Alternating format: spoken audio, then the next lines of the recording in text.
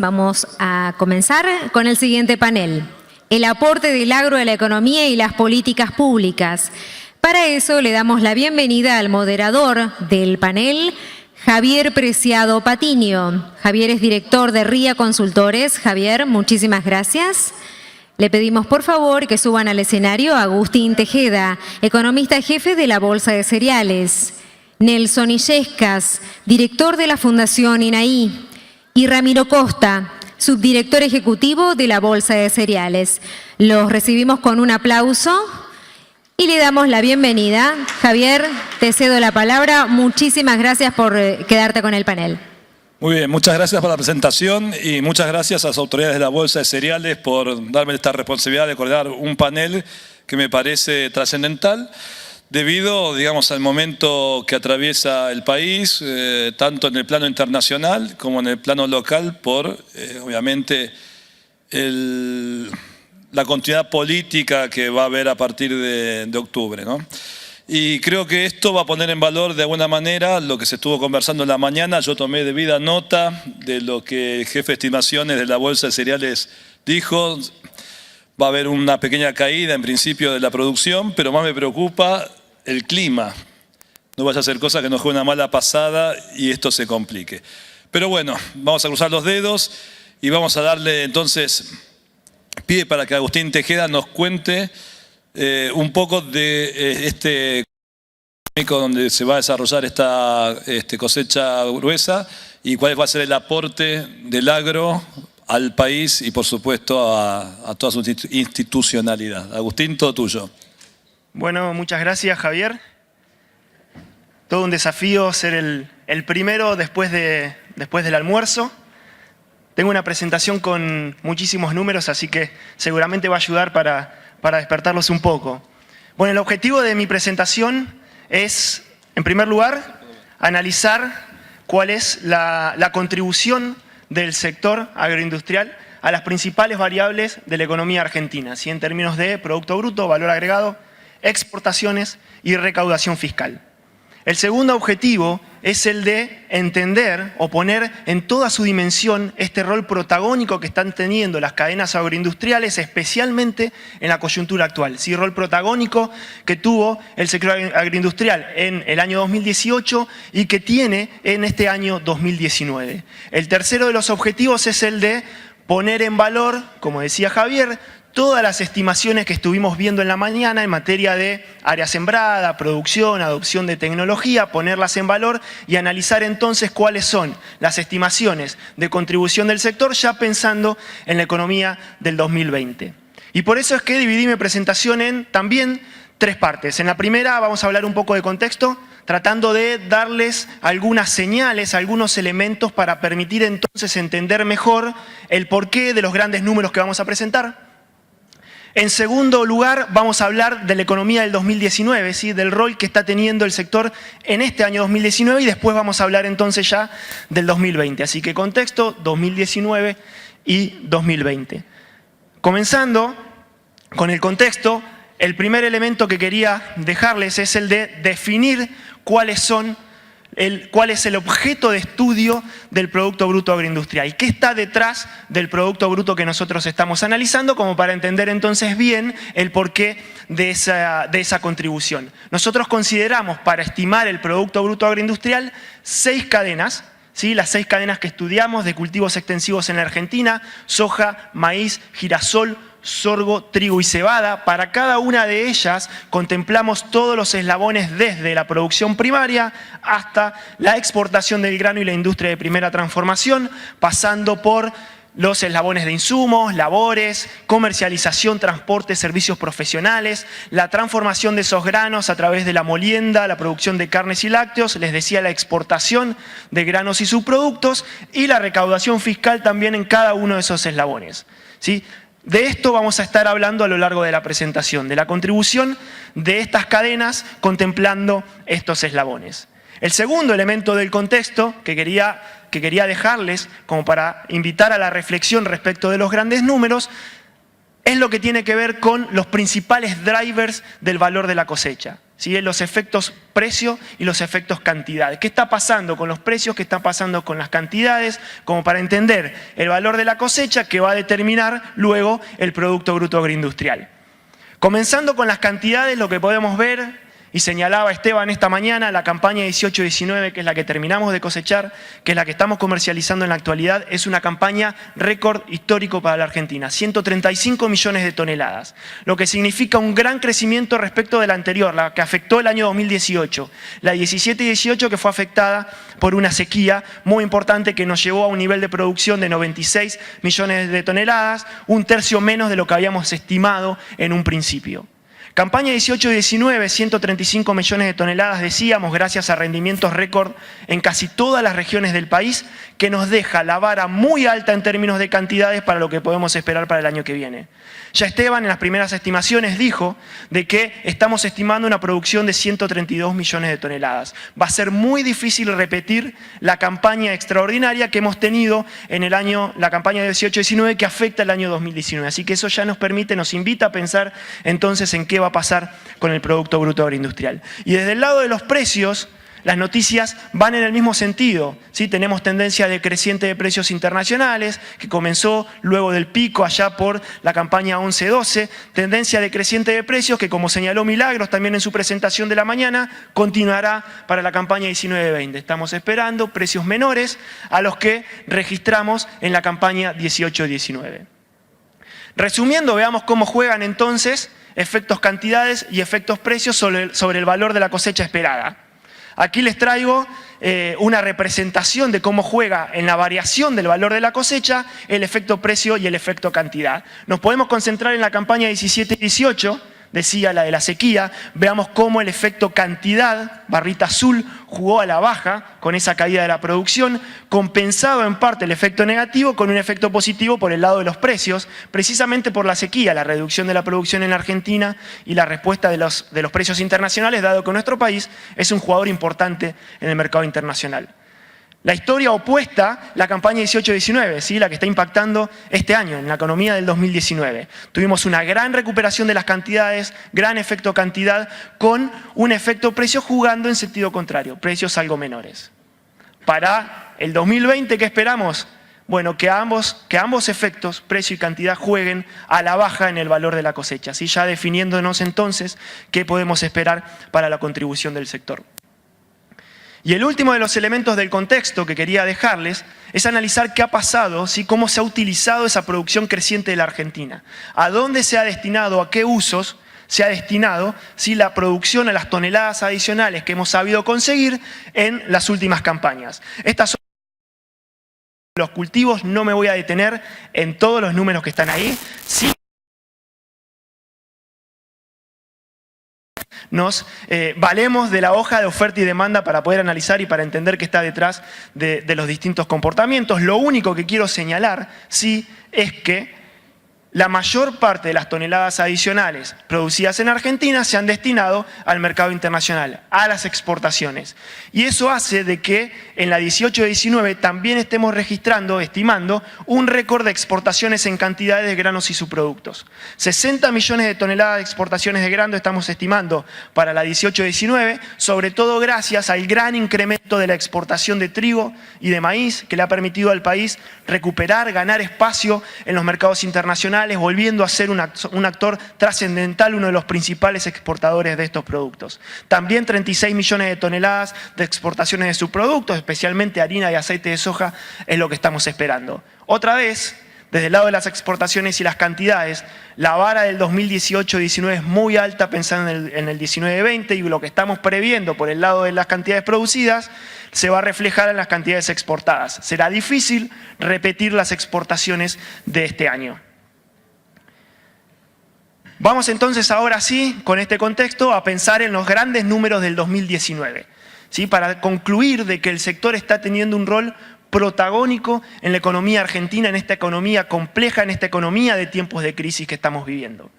Comenzamos entonces con los primeros resultados para el 2019. Estos son resultados que surgen de los modelos de simulación con los que contamos en Bolsa de Cereales, del trabajo del Instituto de Estudios Económicos de la Bolsa y también de la Fundación INAI. Lo que podemos ver para la primera de las variables, la del Producto Bruto, esto es valor agregado. El Producto Bruto es la suma del valor agregado de cada una de las eslabones que consideramos en las distintas cadenas de valor. Lo que podemos ver es que para la campaña 18-19 ya claramente tenemos un Producto Agrícola récord. 33.500 millones de dólares está aportando las cadenas agroindustriales este año a la economía del 2019, lo que significa un crecimiento significativo respecto de la economía de la campaña pasada, la campaña de la sequía, 35% de incremento, más de 8.500 millones de dólares, pero también, y es muy bueno notar esto, un gran crecimiento respecto de las campañas pasadas que sí han tenido un mejor escenario climático. Si nos comparamos con la campaña 15-16, que fue la última, con el esquema normativo de restricciones a las exportaciones y alícuotas más altas de derecho de exportación, este sector ha crecido un 16% en solo 4 campañas, cuando la economía argentina se ha mantenido prácticamente estancada y por lo tanto ganando espacio, ganando participación en el total de la economía y ganando protagonismo. Veamos entonces estos dos productos brutos de la 17-18 y de la 18-19 que jugaron en el año 2018 y que está jugando en el año 2019, cómo afectaron, cómo influenciaron en el Producto Bruto total de la Argentina. Y acá quiero descomprimir el efecto o la contribución del sector agrícola versus la contribución del resto de los sectores de la economía. Veamos, primero para el año 2018 el sector tuvo un rol clave, pero en sentido negativo. Contribuyó a la recesión de la economía argentina como consecuencia de la sequía, explicando la mitad, casi la mitad de la caída del Producto Bruto argentino de la recesión del año pasado. ¿Sí? 1,1% es la estimación del impacto negativo de la sequía, solo los impactos directos de la sequía. 1,2% cayó el resto de los sectores, en total 2,3% es lo que cayó la economía argentina. La historia es distinta para este año 2019. Este sector es prácticamente el único sector que está mostrando crecimiento, 1,6 puntos porcentuales aportará el crecimiento de la economía argentina, pero con el resto de los sectores cayendo al 4,1, el Producto Bruto total de nuestro país está estimado en caer este año en un 2,5%.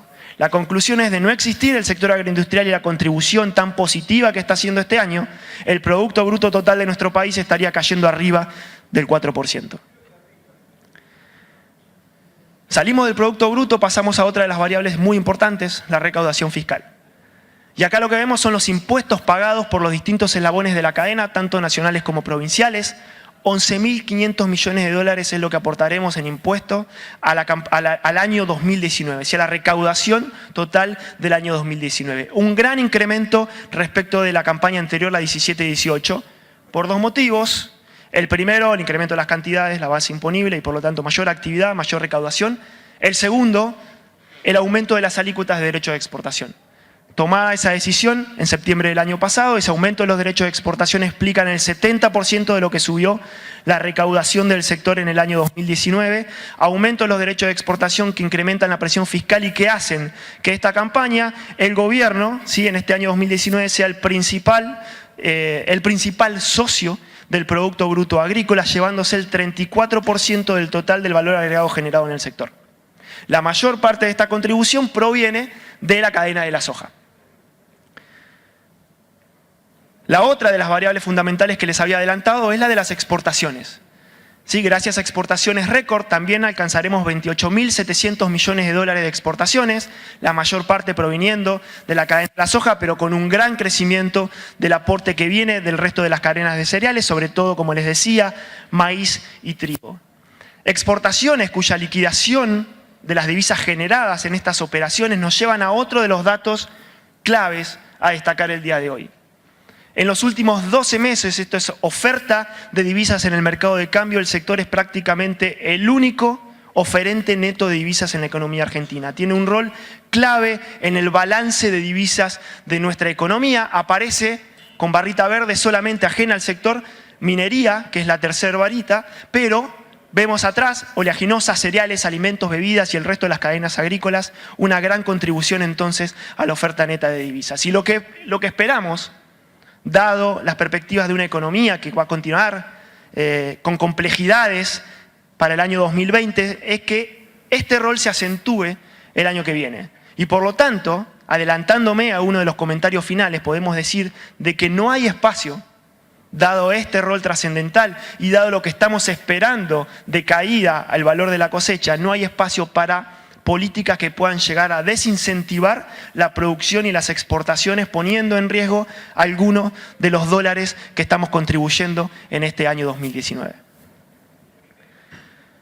Detrás de la liquidación de divisas, y tratando de contestar algunas de las preguntas más relevantes que han ocupado los titulares de los diarios en estos últimos meses, están las ventas, la comercialización, las ventas de los productores o las compras de la exportación y de la industria. Y lo que podemos ver es que este ritmo de liquidación de divisas es gracias a que la comercialización en Argentina, hasta el momento y al día de hacer esta presentación, avanza, para el caso de la soja, al mismo ritmo del promedio de los últimos 5 años. Ya se ha comercializado el 65% de la cosecha, que es prácticamente sobre el promedio de las últimas 5 campañas.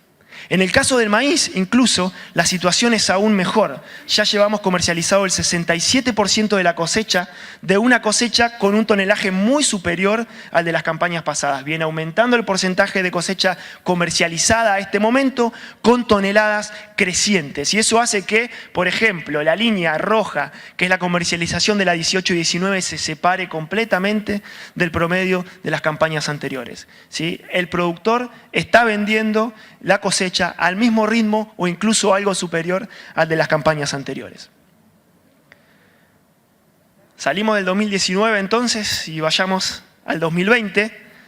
¿Qué podemos esperar para la contribución de este sector de las cadenas agroindustriales, de las 6 cadenas de cultivos extensivos para la economía argentina en el año que viene?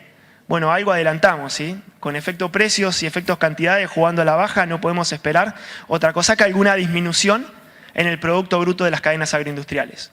7% es la estimación que tenemos hoy de caída del Producto Bruto agroindustrial, ¿sí? Algo así como 2.300 millones de dólares menos que lo que vamos a conseguir en este año 2019, producto casi en partes iguales de efecto precio y de efecto cantidades a la baja. También tendremos alguna reducción por el lado de las exportaciones, 8% de caída, de la recaudación fiscal y de la inversión que estamos esperando desde los productores. Y esto es por menores cantidades y también por precios más bajos a nivel internacional. Y estos datos, incluso estas cifras, están sujetas a 2 fuentes de incertidumbre muy importantes. Una, la del mercado internacional. Ya algo estuvo adelantando Mark esta mañana. Nelson a continuación va a ser foco en esta fuente de incertidumbre que podría llegar a modificar el escenario que hoy vemos y por lo tanto los números que hoy estamos presentando. La otra fuente de incertidumbre clave, determinante, es la de las políticas domésticas. Mucho ha pasado luego y mucha incertidumbre se ha generado, lo mencionaba también Milagros en la presentación de la mañana, a raíz de las elecciones primarias. Interrogantes respecto de cuáles van a ser las políticas que van a regir en el sector a partir del gobierno que viene, bajo las cuales se va a comercializar esta campaña 19-20, ¿sí? Y bajo las cuales se va a producir y comercializar las campañas siguientes.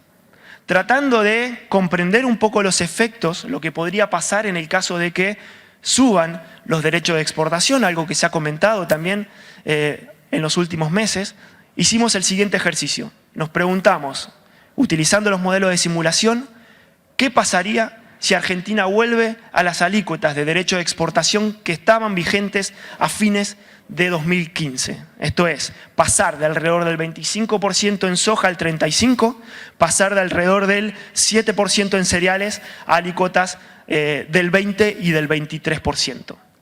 Los resultados son concluyentes. La producción, el área sembrada, la adopción de tecnología y como consecuencia la producción son bien sensibles a un aumento de alícuotas, sobre todo en el contexto que estamos transitando de márgenes más apretados y de incertidumbre desde el punto de vista de los mercados internacionales. Lo que estamos viendo es que la producción podría caer en la primera campaña en la cual se aumente las alícuotas de derecho de exportación vía precios domésticos más bajos. Si el efecto de un aumento de derecho de exportación es una caída del precio doméstico y eso es lo que termina afectando entonces la decisión de siembra y determina la caída de la producción. 10% podría caer la producción de trigo, alrededor de 8,5% la de maíz. Incluso tenemos caída para la producción de soja y en el total agregado de los granos retrocederíamos casi 6% en la producción. Esta caída de la producción traccionaría una caída aún más importante desde el punto de vista de las exportaciones, clave, decíamos, para la economía argentina. Como contrapartida, sí tendríamos algún aumento en el consumo doméstico de los granos para su transformación, vía precios más bajos para cada uno de esos eslabones que se encargan de transformar los granos, especialmente en el complejo soja, donde en el escenario de volver a 2015 recuperaría el diferencial arancelario y por lo tanto la molienda aumentaría en un 4,4%. Estos efectos, es bueno destacarlo, empezarían a jugar de lleno en la campaña 2021 en el caso de que las medidas se adopten, porque este año, al menos desde el lado de la producción, gran parte de las decisiones ya han sido tomadas.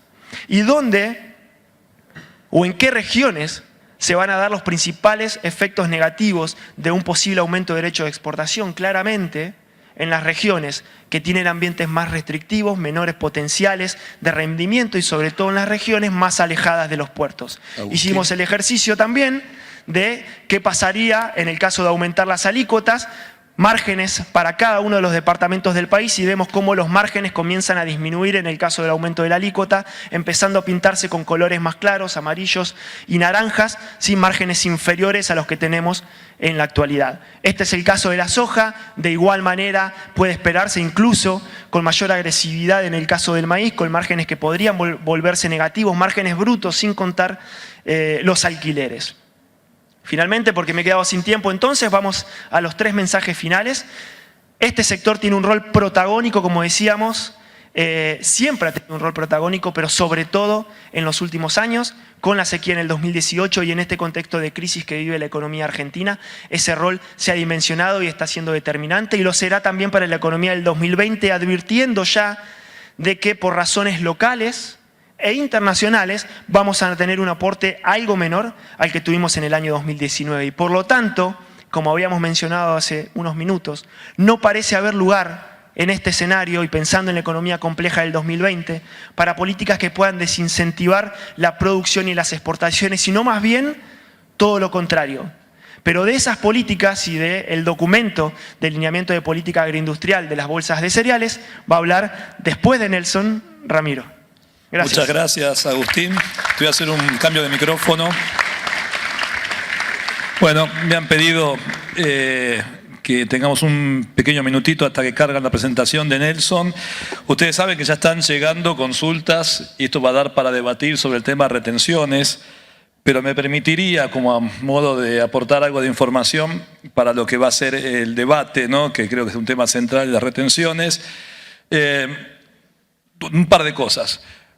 Creo que el tema de retenciones, en qué nivel va a estar, va a depender mucho del valor que tenga el dólar al momento, al 10 de diciembre, de acuerdo a quién haya sido resultado electo. Eso seguramente va a terminar.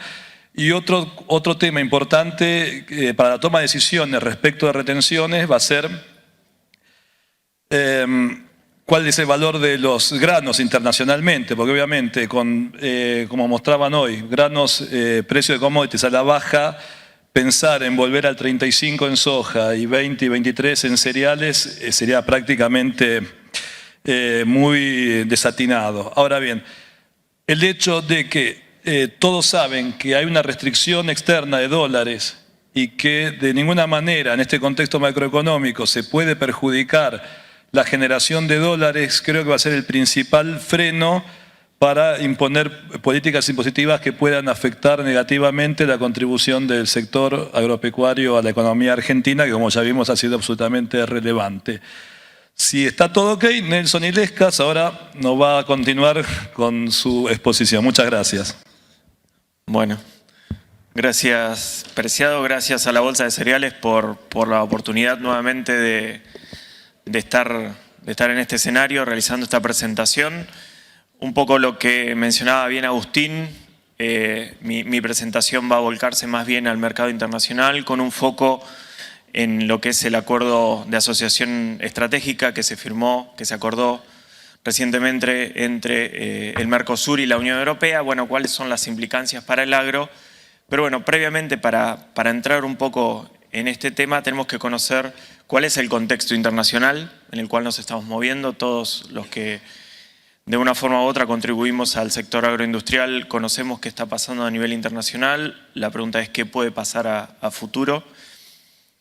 En materia de esta negociación vamos a hacer un recorrido muy breve sobre cuál fue la historia de esta negociación, que es una negociación que trasciende al gobierno actual de Argentina, como así también del gobierno de Brasil y demás, sino que es una negociación de bastante larga data.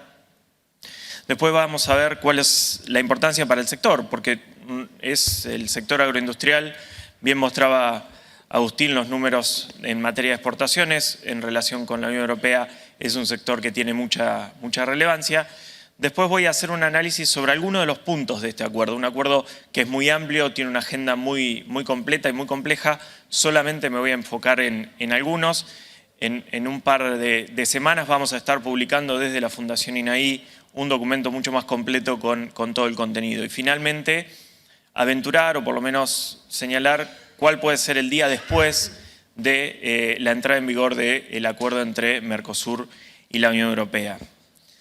La Fundación INAI este año está cumpliendo 20 años. Cuando se fundó en el año 99, el contexto internacional era muy distinto, pero sí había un denominador común, o a lo menos al momento de analizar un poco la historia de nuestra institución hay un denominador común, y es que aparece siempre la palabra incertidumbre. La incertidumbre internacional ha existido desde siempre. Lo que sucede es que este contexto actual es bastante complejo porque se han sumado una serie de factores. Estamos en un contexto en el cual el conflicto comercial entre Estados Unidos y China, lejos de resolverse, como tuvimos esa pequeña esperanza después de la cumbre de Buenos Aires del G20, donde se firmó una tregua momentánea, pero después empezó a recrudecer constantemente y hacia finales de año vamos a estar esperando que todo el comercio involucrado entre ambos países esté sujeto a medidas y retaliaciones mutuas. Y también con algo que afecta directamente al sector agroindustrial, como son las compensaciones, las ayudas que el gobierno de Estados Unidos está entregando a sus productores agrícolas, que, para ponerlo un poco en números, es casi otra Farm Bill en cantidades, en nivel de dólares que se está aportando al sector. Del otro lado del Atlántico tenemos el Brexit, que todo parece indicar que se encamina hacia una salida dura del Reino Unido desde la Unión Europea, que también está afectando y va a afectar el crecimiento económico global. Todo esto en un contexto de un sistema multilateral de comercio, esto es la OMC, que ha visto muy mermada su capacidad de negociación de nuevos acuerdos y nuevas normas, pero que ahora ve peligrar su sistema de solución de controversias. El órgano de apelación, que es su entidad máxima, se encuentra en vísperas de la paralización por falta de designación de árbitros. Entonces, en este contexto de creciente incertidumbre, se recibe como una bocanada de aire fresco este acuerdo que firmaron el Mercosur y la Unión Europea, porque nosotros entendemos que este tipo de normas, este tipo de herramientas, vienen a traer reglas claras y dotar de certidumbre a los flujos de comercio y de inversión a nivel internacional. Como les decía, es una negociación de larga data, no se dejen engañar por los números, pero arranca en el año 95 con este acuerdo marco que firman ambos bloques. Recién en el 99 entra en vigor y la negociación verdadera comienza en el año 2000 con los primeros intercambios de oferta, los primeros textos de acuerdo, pero hacia el 2004 resulta insuficiente lo que se estaba ofreciendo de ambas partes, por ende se termina estancando este proceso. Es retomado en el 2010, entre 2010 y 2012 se relanza la negociación, hay ciertos acercamientos, pero el verdadero ejercicio negociador empieza en el año 2016, cuando se alinean las voluntades de los países del Mercosur y empieza el nuevo intercambio de ofertas y de reducciones de parte de ambos bloques, que encaminan la negociación para lograr el acuerdo que todos ya conocemos, que se dio en junio del año pasado. Un acuerdo que es bien relevante porque cambia mucho la foto de la integración que tiene Argentina respecto del mundo. En este mapa ustedes pueden ver el grado de integración de Argentina, es decir, los acuerdos comerciales que tenía Argentina previo al 2015. Básicamente era una integración con países latinoamericanos, algunos acuerdos de libre comercio, principalmente con Egipto e Israel, y después algunos pequeños acuerdos de preferencias fijas. Pero esto nos vinculaba solamente con el 10% del PBI global.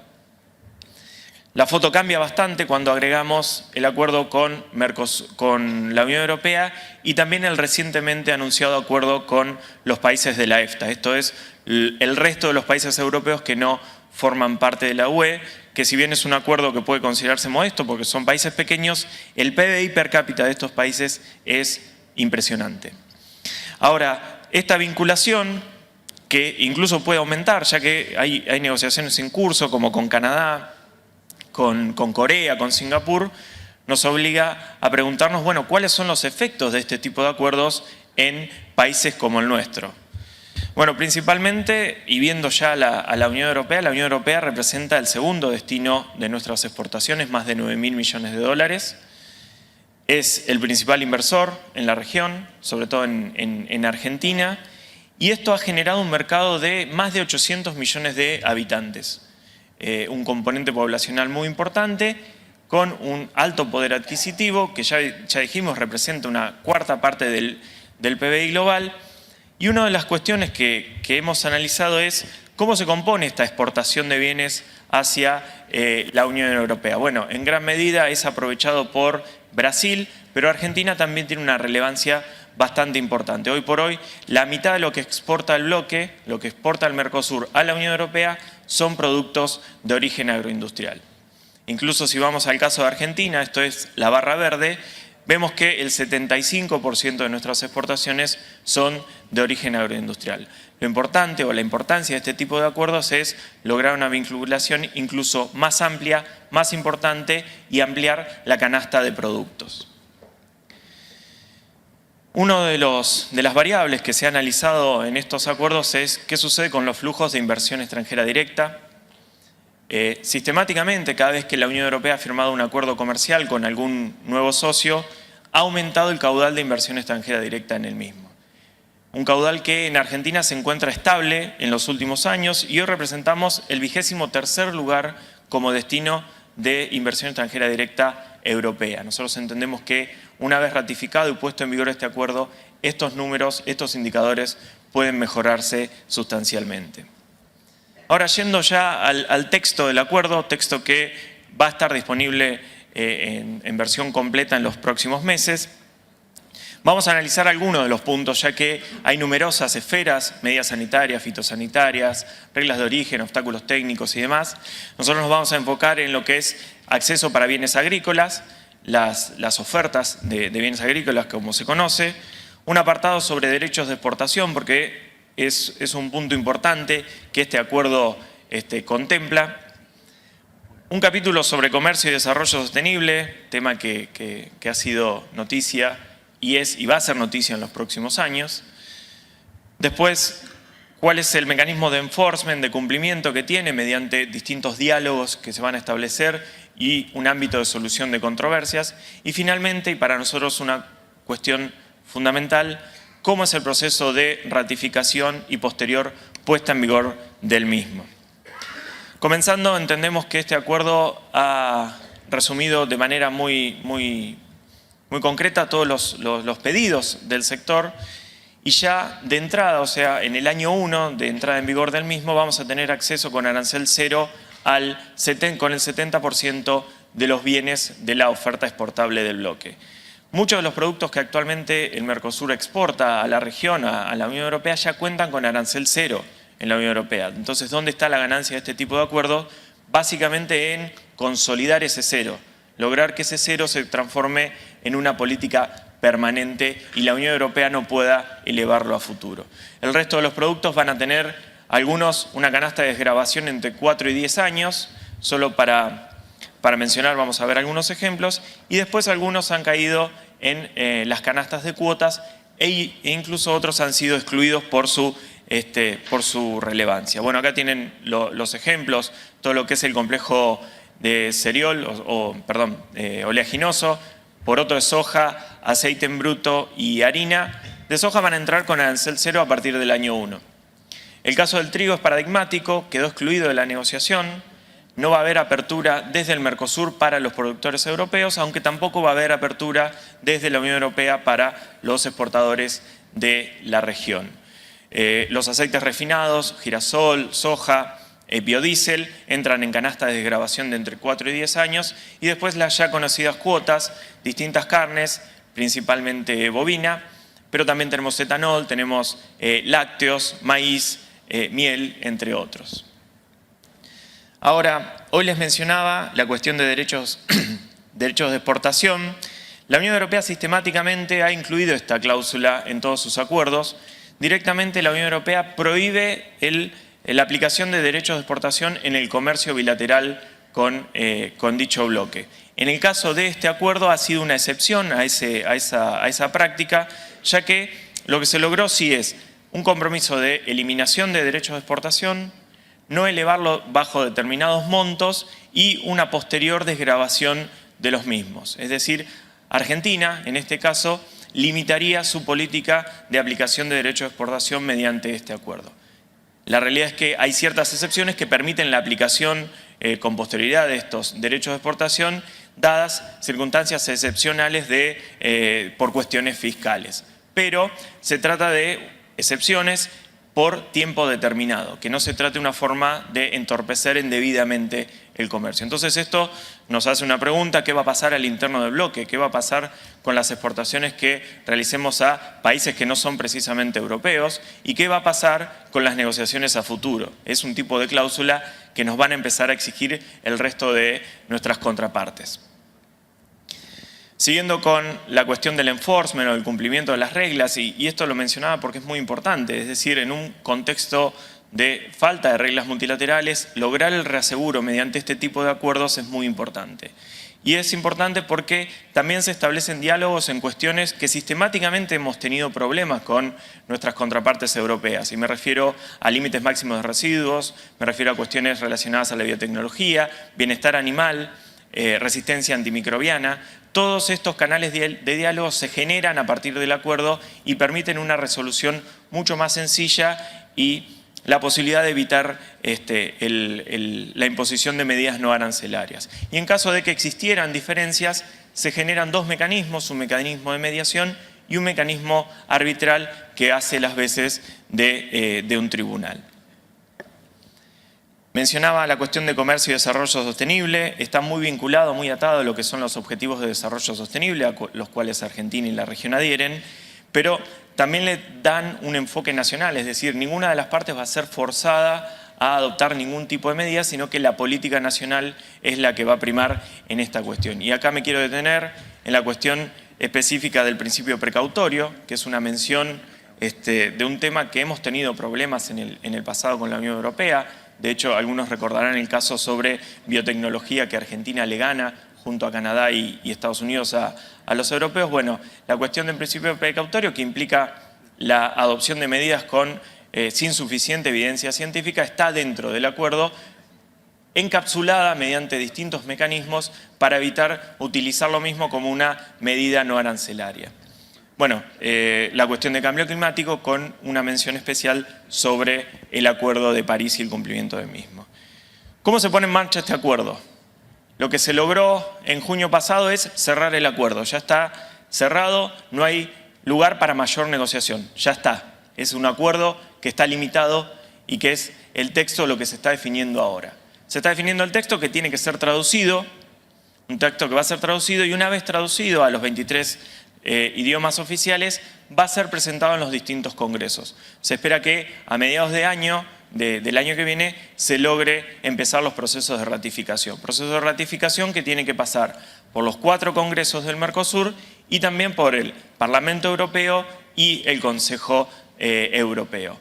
Una vez que se logre la ratificación por parte del Consejo Europeo y el Parlamento Europeo, basta con que solamente una parte del lado del Mercosur ratifique para que entre en vigor bilateralmente. Es decir, si por ejemplo Uruguay ratifica primero, va a empezar a gozar de los beneficios del acuerdo. Entonces hay que tener muy presente esto, porque los procesos de ratificación en Uruguay y en Paraguay van a ser rápidos.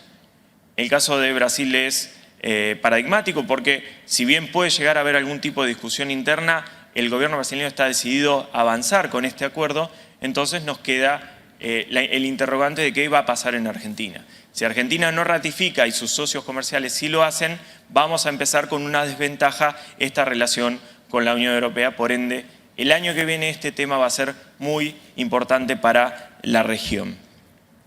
Bueno, cerrando y dejándole un par de minutos a Ramiro, la puesta en marcha depende de esta ratificación que ya les mencioné, va a ser muy importante, es bilateral y no hay que perder el tiempo.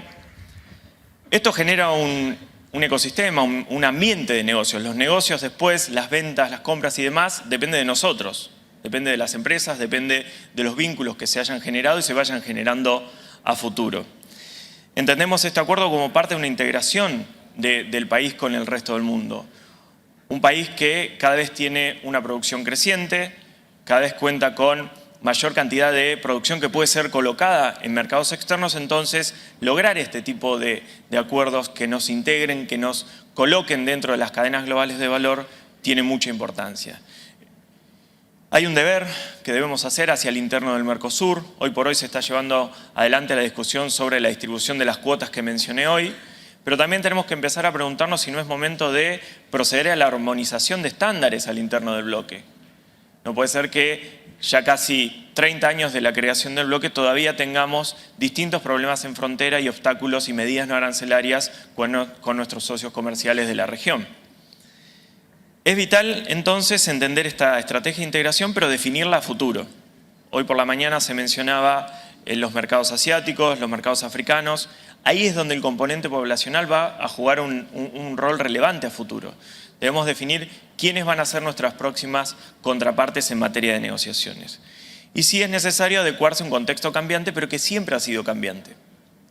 Por eso hoy, y esto no estaba preparado, el ministro señalaba que el acuerdo entre Mercosur y UE es un hito. Nosotros decimos sí, verdaderamente es un hito, pero debe ser el primero de muchos. Muchas gracias. Muchas gracias, Nelson.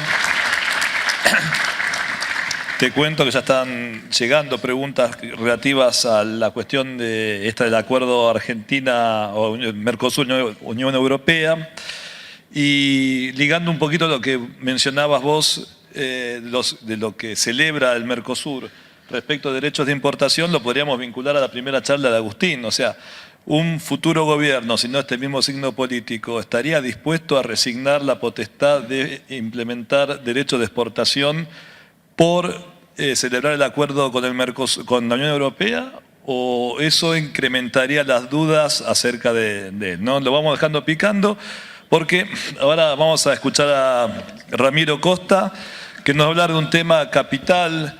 Hace un tiempo atrás estuve en una presentación acá en la Bolsa de Cereales de Buenos Aires sobre un documento que establece directrices, pautas que el sector agroindustrial propone para que las políticas, como recién hablábamos con Ramiro, puedan ser positivas para el crecimiento de esta tremenda cadena que es la agroindustrial, o por el contrario, que las políticas vayan en contra y depriman aquello que nos mostraba Agustín, que es el aporte que hizo este año, 1.6% era, ¿no? Que hubiera echado todo el PBI mucho más para atrás. Ramiro, todo tuyo. Bueno, muchísimas gracias, Javier. Muchas gracias a todos por estar aquí. Me han dejado el escenario bien planteado. Los expositores que estuvieron antes, Agustín hizo toda una presentación que va a pasar en el 2020, pero dos fuentes de incertidumbre, dos fuentes que van a implicar eventualmente importantes cambios respecto de lo que estamos proyectando. Y uno era la cuestión internacional, muy bien enfocado con Nelson en esta cuestión de acuerdo Mercosur-Unión Europea y planteándolo nada más como uno de los hitos necesarios, claramente se necesitan muchos más. Y el otro el de políticas internas. ¿Cuáles son las políticas domésticas que van a regir, que van a reglamentar el agro y eventualmente qué tipo de incentivos o incluso de desincentivos podrían llegar a generar, impactando naturalmente las capacidades de producción y crecimiento del sector? Para empezar, una frase bastante conocida e incluso trillada, pero que me parece interesante destacarla y ahora vamos a ir viendo por qué.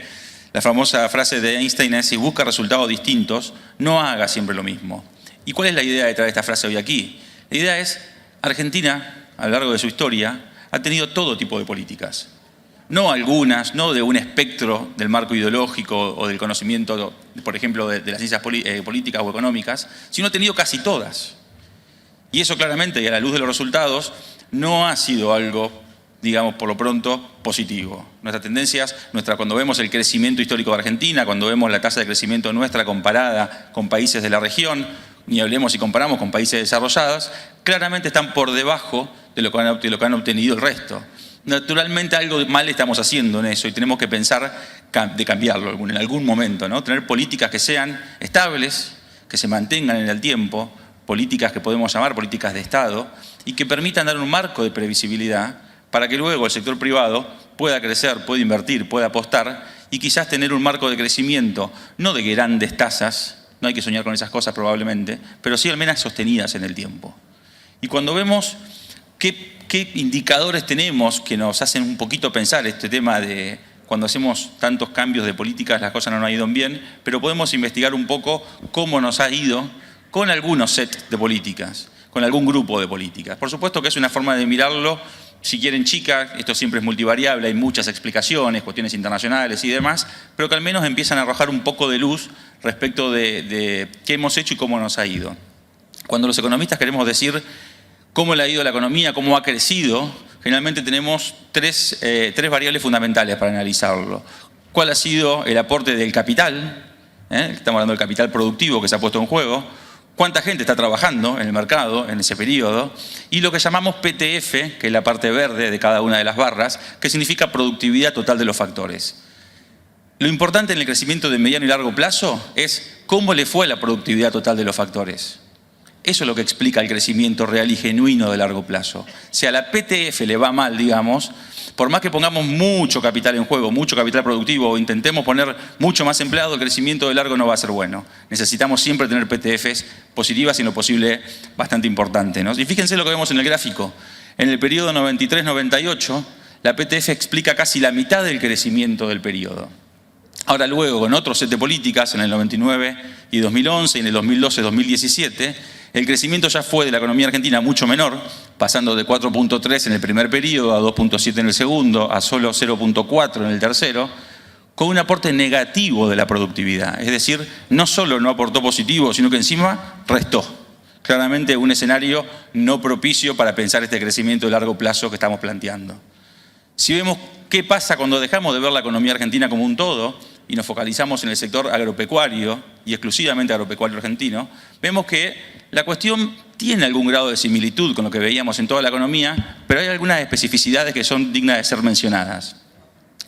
Acá cada barra implica un grupo de años. La primera, el azul, la década que van de 1961 al 89, un periodo de mucha regulación en el mercado, donde durante todo el periodo hubo derechos de exportación de distinto tipo, pero donde se grabaron las exportaciones.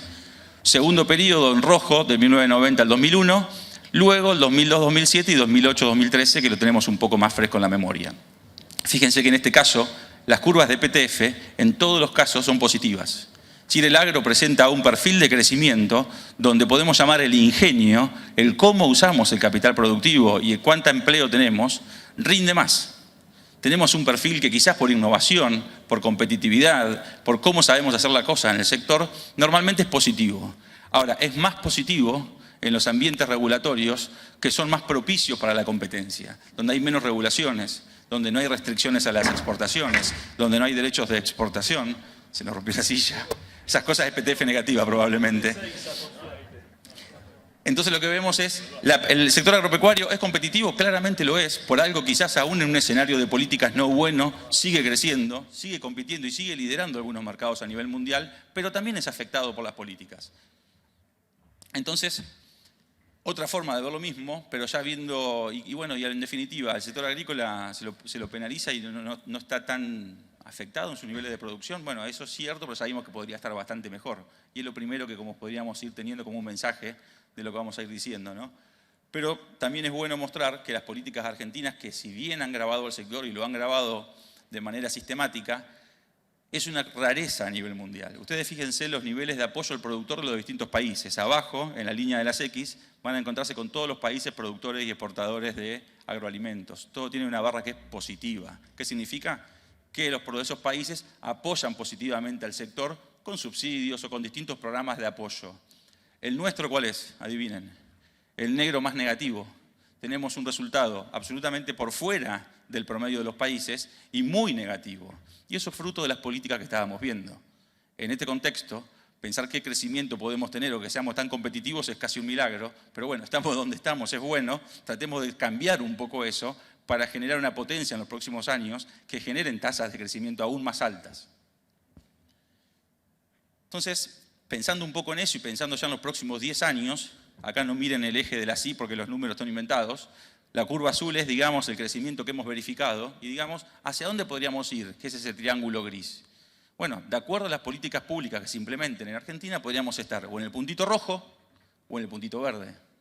Podemos estar estancados en los próximos 10 años o podríamos tener tasas de crecimiento bien importantes.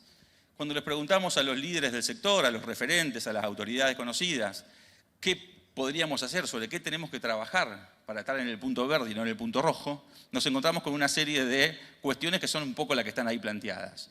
Desde cuestiones de seguridad jurídica, cuestiones de necesidades de mejora de infraestructura, de logística, restricciones de todo tipo, impuestos, inflación. Cada uno de esos temas salió mucho más de una vez en distintas entrevistas que hemos mantenido. Y quizás esto es la base para el documento que vamos a estar presentando en un ratito, ahora mismo en esta presentación, respecto de las políticas que se necesitan y que han sido acordadas para potenciar el crecimiento y apuntar más al puntito verde que veíamos hoy en lugar del rojo de estancamiento.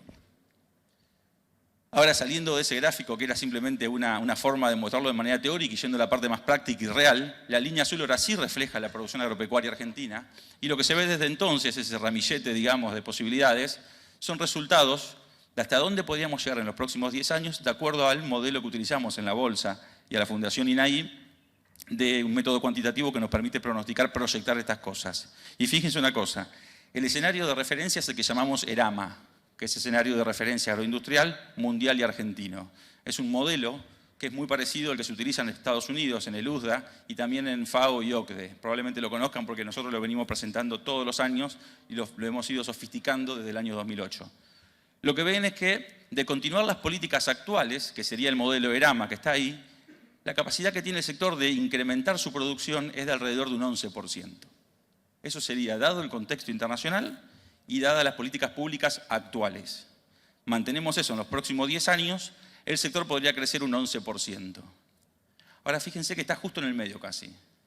En realidad también podría ir para abajo si pensamos que los derechos de exportación, por ejemplo, serían los que teníamos previamente allá hasta finales de 2015. Fíjense que en ese caso el sector agrícola no crecería un 11%, sino solo un 5%, la mitad. Y si a ese escenario negativo le incorporamos las restricciones cuantitativas, es decir, los cupos de exportación, por ejemplo en trigo y en maíz, en ese caso el sector agrícola estaría absolutamente estancado. Por los próximos 10 años no estaría reflejando ningún tipo de crecimiento.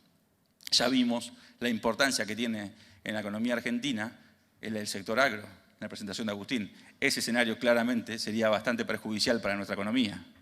Ahora, como bolsas, nos preguntamos, salgamos de ese escenario no positivo, digamos. Pensemos en el escenario positivo. ¿Cómo podemos hacer para intentar que como mínimo sea el escenario base, pero en realidad ir un poquito más arriba? Y corrimos dos escenarios distintos. Uno es, ajustemos las brechas tecnológicas. ¿Cuánto es el rendimiento que obtienen los productores que hoy, a nivel de campo, no experimental, sino en términos reales de la economía real, están logrando versus los productores que están en una escala por debajo del nivel tecnológico? Y hagamos que esos productores, porque reciben incentivos correctos desde la política pública, logran cambiar el paquete tecnológico. Y a su vez, ajustemos la infraestructura para que bajen los costos logísticos y para que sea un poco más competitivo producir incluso más allá de lo que estamos haciendo hoy en zonas más alejadas. En ese caso, fíjense que la tasa de crecimiento podría triplicarse. Podría pasar de un 11% a 29%. Es decir, se triplica la tasa de crecimiento tan solo con unas políticas que permitan dar ese salto. Y si soñamos más y pensamos en políticas que además permitan la innovación, el desarrollo de nuevas tecnologías y que logren alcanzar un resultado potencial en términos de rendimiento aún más grande, estaríamos más que triplicando esa tasa de crecimiento. Entonces, estar en un lugar o estar en el otro, en definitiva, va a depender fundamentalmente de lo que hagamos internamente. Y es así como llegamos al documento de lineamientos de políticas públicas, que es un trabajo complejo, que hemos desarrollado las bolsas de cereales implicó un trabajo de consenso muy grande entre todos los sectores. Ustedes saben, en la bolsa de cereales están representados los intereses de todos los sectores de la actividad agroindustrial, desde los proveedores de insumos hasta los exportadores, pasando por todas las actividades intermedias, acopio, industria de crushing, molienda de trigo, todos los sectores están representados. Y se han puesto de acuerdo en un algo. Probablemente en el día a día siempre hay diferencias, pero si miramos mediano y largo plazo encontramos puntos en común. Eso es lo que refleja este documento. Y no se queda ahí. Las 7 bolsas del país que están vinculadas con la actividad agroindustrial han trabajado exactamente lo mismo y nos hemos puesto de acuerdo en que este es un documento que contempla y que pone en escrito cuáles son esos acuerdos alcanzados, cuáles son las políticas que permiten ese crecimiento. Hoy voy a mostrar tan solo algunos puntos que nos parecen esenciales, pero después los voy a invitar a que bajen el documento completo, porque la verdad que si tenemos que explicar todo estaríamos acá hasta las 11 de la noche y no es el objetivo. Yendo al primer punto, instituciones. Que estamos en la bolsa de cereales, naturalmente hablar de instituciones es nuestro fuerte, y estamos convencidos que incluso tener instituciones fuertes hacen al crecimiento, la estabilidad que estamos procurando. Para eso necesitamos, las instituciones fuertes facilitan un proceso en el cual entremos en un esquema de previsibilidad y transparencia, vital para pensar de generar incentivos a invertir, para aprovechar las oportunidades de negocio que eventualmente van ocurriendo. Cuando hablamos de instituciones fuertes, no solo hablamos del sector privado, hablamos del sector público. El sector necesita un Ministerio de Sector Agropecuario, Agricultura, Ganadería y Pesca fuerte, un INTA fuerte, un SENASA fuerte, con conocimiento técnico, con capacidades de realmente gerenciar la política agropecuaria.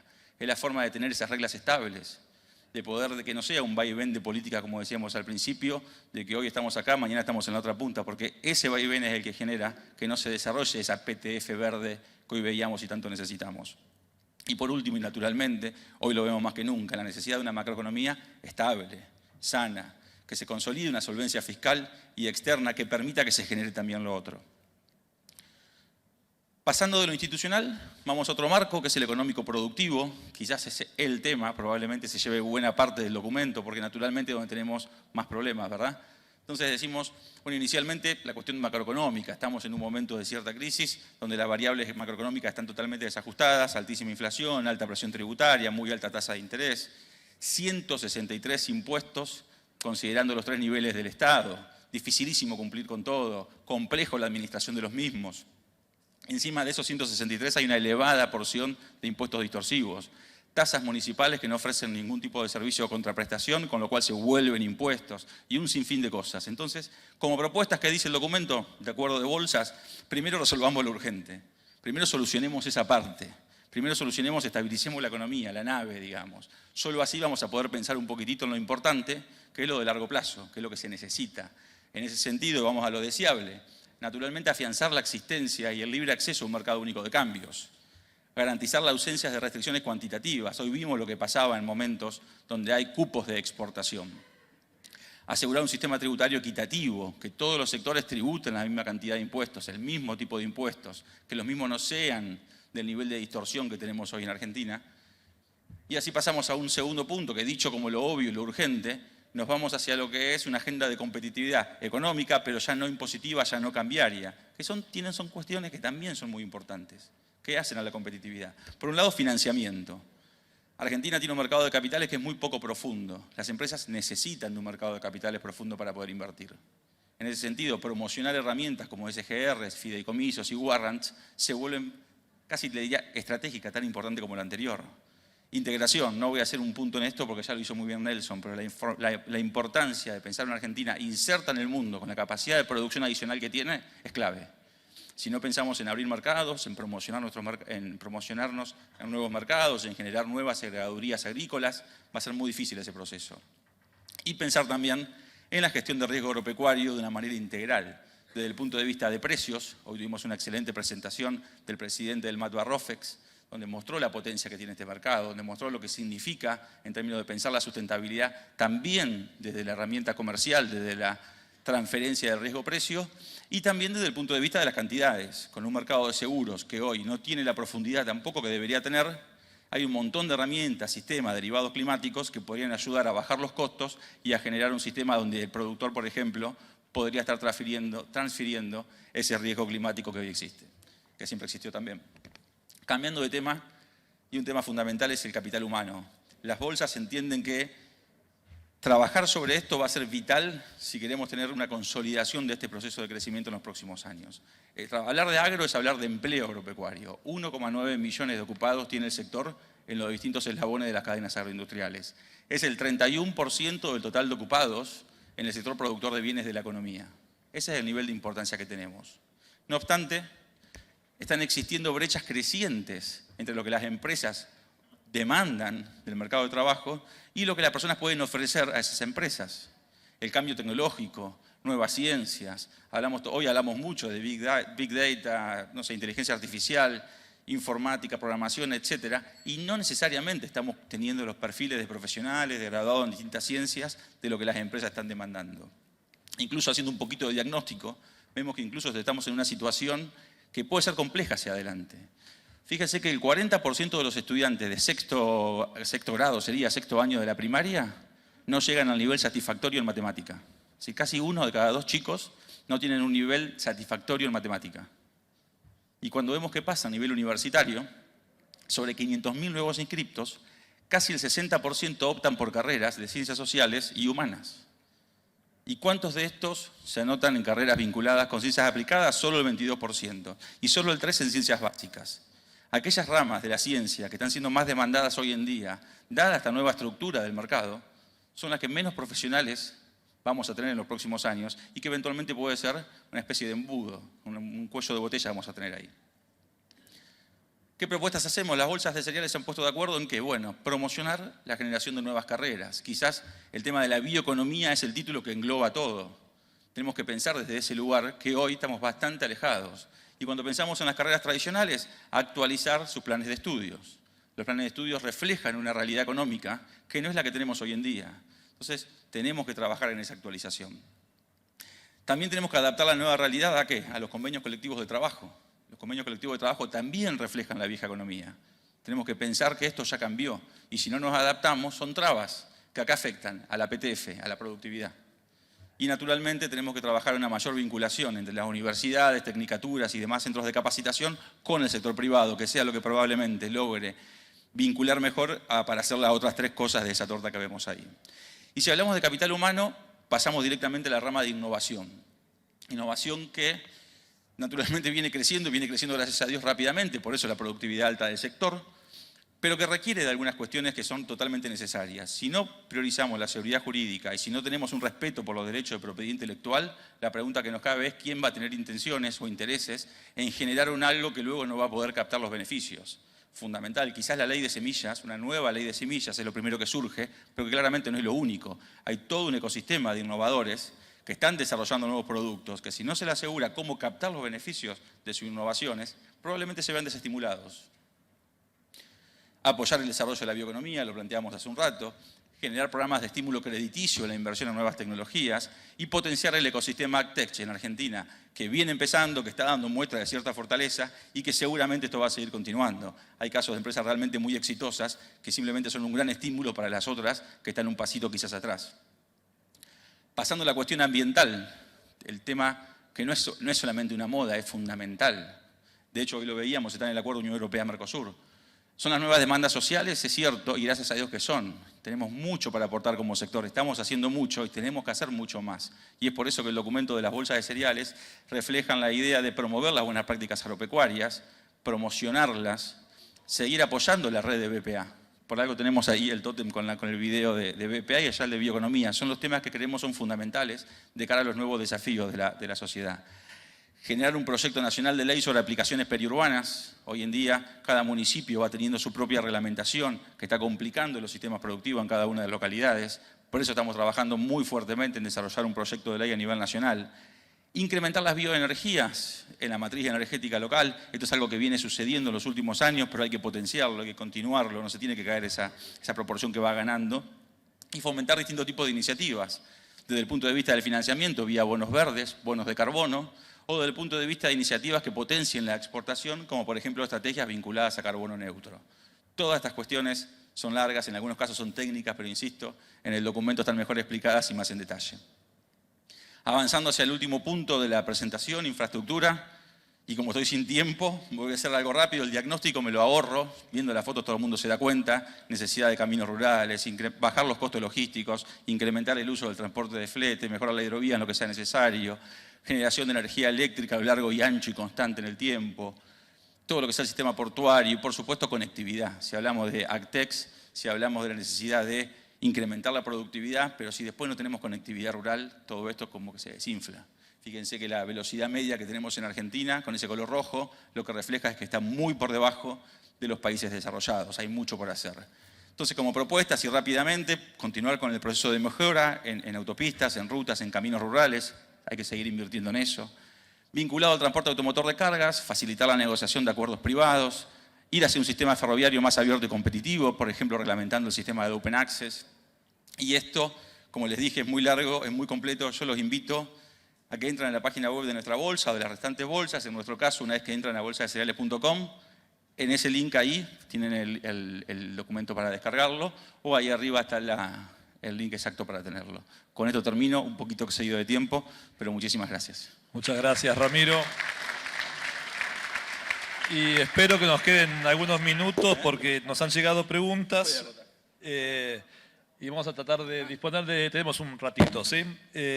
Nelson, acá hay un tema que ha generado inquietud. Vos sabés que esto del acuerdo de Unión Europea-Mercosur ha generado incluso algunas dudas en Europa mismo. Primero fue Francia con el presidente diciendo si el Amazonas se prende fuego no queremos el tratado. Ahora Austria también ha emitido una señal contraria al acuerdo de Unión Europea-Mercosur. Y la pregunta es, ¿hay alguna chance de que sea la misma Europa la que termine bloqueando este acuerdo?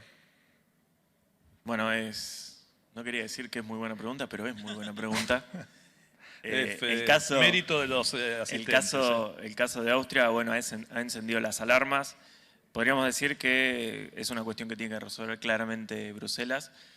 Pero yendo a la cuestión más técnica, el Consejo Europeo, que es donde están representados los 28/27 países, resuelve por unanimidad. Eso es una regla de caballeros, pero en realidad puede ir hacia una mayoría de 2/3 partes. Es decir, para lograr el bloqueo tendría que haber un componente poblacional de aproximadamente el 35% y más de 4 países. Es decir, hace falta más que Austria, más que Francia, para que se termine bloqueando el acuerdo. Y aprovecho y te menciono lo de derecho de exportación, ya que me hiciste esta pregunta al principio. La eliminación o el compromiso de reducir los derechos de exportación es una cuestión de mediano plazo.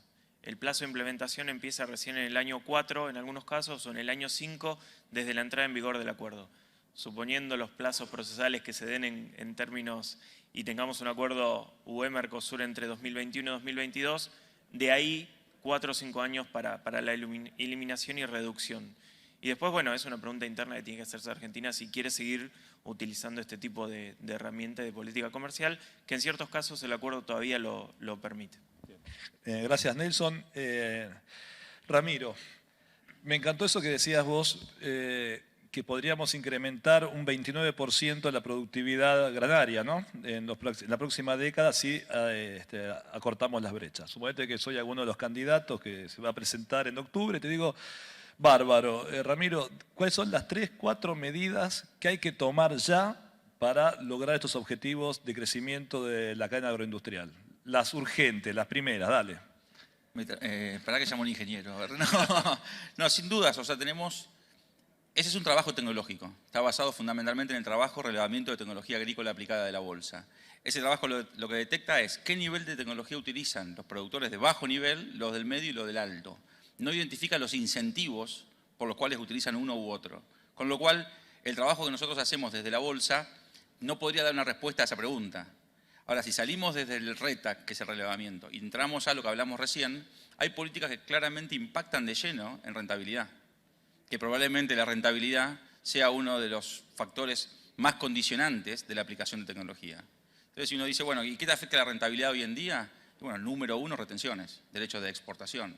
Si el productor tiene mayor rentabilidad, ya vimos que tienen una intención siempre de aplicar más tecnología. De hecho, la PTF ha sido alta incluso en años de regulaciones relativamente altas también. Con lo cual, si se lo apoya, la elasticidad de precio que tienen ellos para apostar más hace que generen probablemente ese salto en las brechas tecnológicas. Y luego la cuestión logística, que es una cuestión de largo plazo, que no depende de un solo gobierno, son políticas de Estado, que se ha comenzado ahora a mejorar en parte de eso, pero que necesitamos quizás 20 años de inversión para lograr reducir los costos logísticos.